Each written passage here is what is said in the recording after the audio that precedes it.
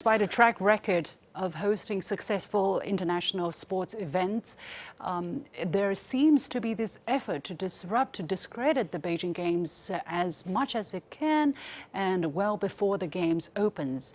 Victor, what do you think is the logic or emotion that's behind this initiative to trash the Beijing Games?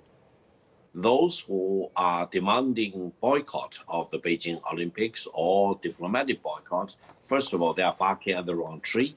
Secondly, their attempts are futile, and the Beijing Olympics will be a great success despite of their repeated efforts of vilifying the Beijing Olympics. I would say they probably want to blackmail China or vilify China, and for lack of other good excuses, they just want to jump onto this bandwagon as if boycotting Beijing Olympics will do honor to their own country.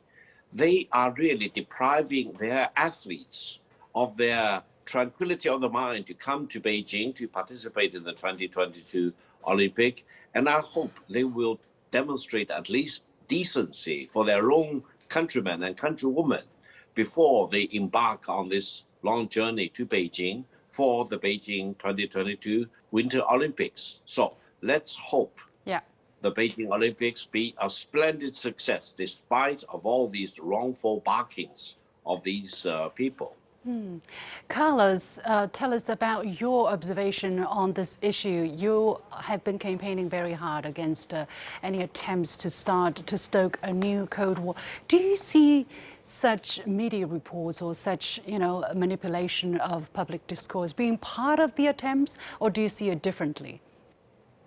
Yeah, it seems to me the media in the West particularly falls very easily into this pattern of swallowing and reproducing propaganda of this nature because it exists within a context, within an environment of propaganda and anti-China hysteria, frankly, that's been building up for years now in relation to Xinjiang, in relation to Hong Kong, regarding the South China Sea, regarding Taiwan province, regarding the origins of the coronavirus pandemic. The propaganda has reached a stage where China bashing has become sort of a matter of routine. We in the West, we blame China for everything, for COVID, for unemployment in the American Midwest, for slow economic growth. It's sort of taken for granted that this idea of an Olympic boycott would be legitimate, would be justified. A few people are arguing against it on the basis of, well, it's inconsistent with the Olympic spirit and so on. And fair enough, it is inconsistent with the Olympic spirit, which is supposed to be about building common understanding through sport. But nobody's talking about, well, does China deserve to be boycotted? Has China really committed these human rights abuses that it's accused of? Does it need to be punished? China's already been subjected to trial by media and has been pronounced guilty on that basis. The irony being that, we're talking about countries, the US, Britain, Canada, Australia, and so on, that consider themselves to be advanced democracies that adhere to the rule of law. Well, a basic principle of the rule of law is that the accused party is innocent until proven guilty.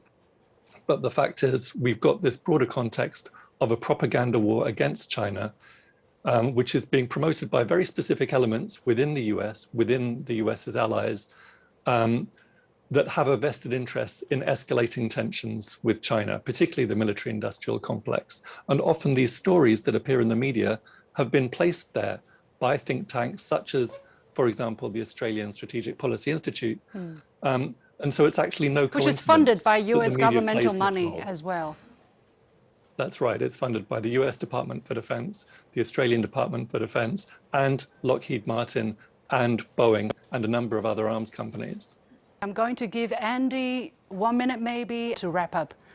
I think if there is a diplomatic boycott of the Olympics this year, it will be a real shame. And I think it would be a really good opportunity for diplomats from all over the world to come and see how COVID-19 is best dealt with, especially with the unique situation here. So I think it'll be a great shame if they don't come.